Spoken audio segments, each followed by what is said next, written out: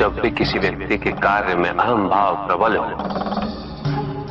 तो अहंकार व्यक्ति जैसा भी हो उसे अस्तित्व केवल वैसा ही प्राप्त होता है।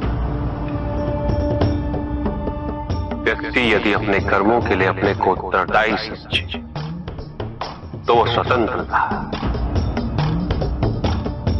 जब तक व्यक्ति किसी और को उत्तरदायी समझेगा तब तक वो निर्बल रहेगा। व्यक्ति यदि ये सोचे कि उसके दुख का कारण कोई और है तो सुखी कैसे रह पाएगा? यह असंभव है, क्योंकि दूसरों को परिवर्तित करना उसके वश में है। वो तो केवल अपने आप को परिवर्तित कर सकता है। यही एक स्वतंत्रता है उसके पास। जो पीड़ा है, जो कष्ट है, व्यक्ति के अपने फल है, अपने निर्णय के फल। और जिस दिन वो अपने निर्णय परिवर्तित कर दे उसी दिन उसके जीवन में परिवर्तन भी आता है। जिन्होंने जीवन के प्रति घृणा सिखाई उन सभी व्यक्तियों ने पृथ्वी को नर्क बनाने में अपना योगदान दिया। इसलिए अधिकांश व्यक्ति अपने दोष, अपनी त्रुटियां और अपनी व्यर्थता को जीवन पर आरोपित कर मुक्त हो जाते हैं। उन्हें लगता है कि जीवन ऐसा ही होता है और उसके समक्ष वो विवश। वो ये नहीं समझते कि वो जिन प्रवृत्तियों को लिए वो प्रवृत्तियां दुख को जन्म देने वाली वृत्तियां हैं। वो अपनी अज्ञानता के गहराई से अनभिज्ञ है और वो अपने अहंकार में ये स्वीकार नहीं कर पाते कि वो तो कुछ जानते हैं। अहंकार सर्वज्ञता का भ्रम उत्पन्न करता है। न जानने की स्वीकृति बहुत बड़ी विनम्रता है और वही पवित्रता भी है। हमें संसार में संतुलन को बनाए रखने की पवित्रता के आधिक्य किया।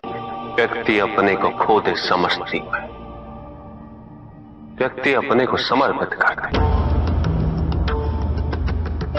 छोड़ दे अहंकार को तो भ्रम की इच्छा ही पूर्ण होती है और अभी भी वही फलित हो रही है।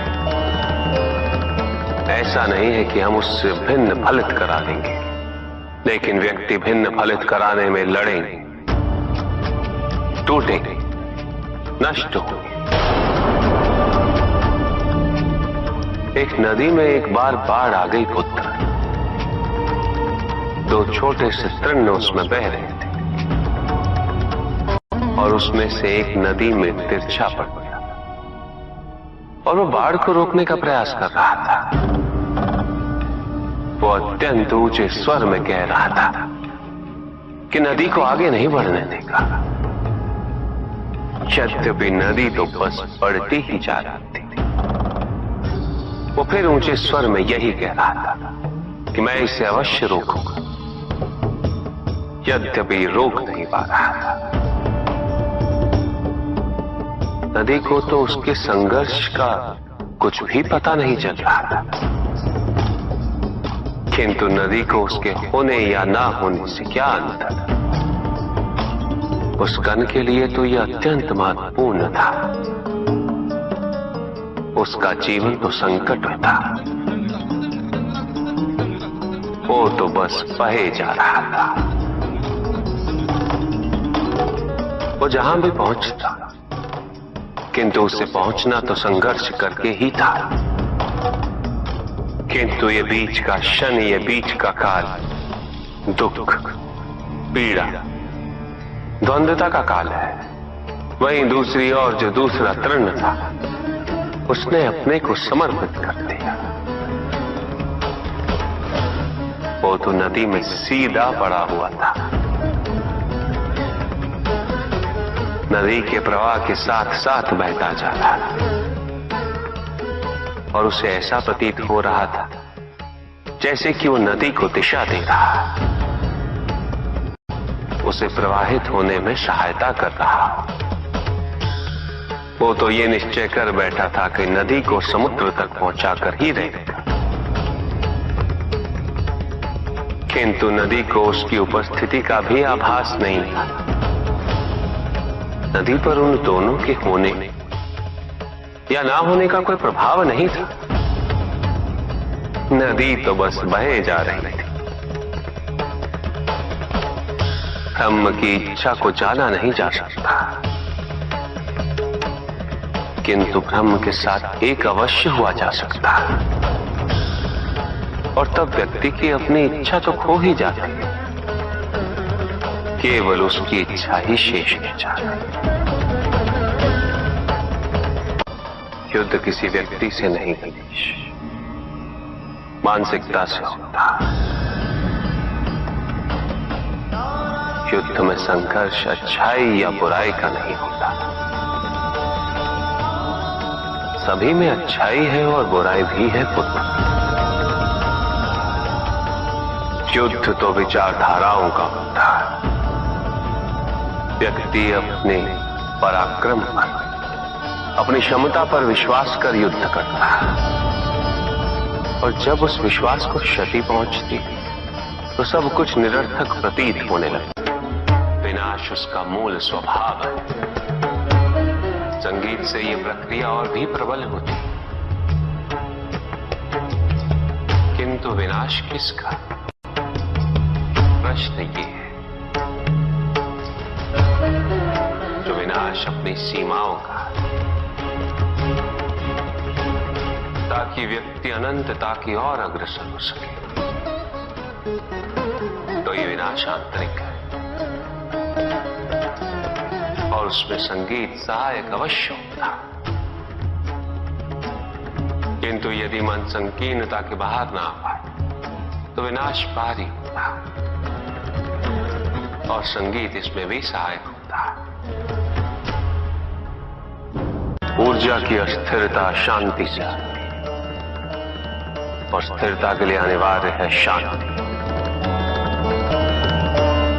अस्थिरता तो केवल अविश्वास से आती है। ईश्वर सच्चिदानंद है, त्रिकाल बाधित है, निरंतर ज्ञान के प्रकाश से प्रकाशित है, आनंद के सागर है।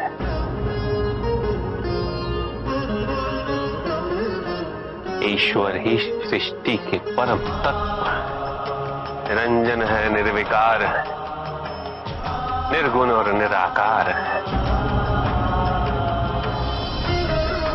साथ ही सगुण और साकार भी है। और वही संसार के सृजन करता, वही संहार करता भी है। सर्वव्यापी, सर्व अंतर्यामी,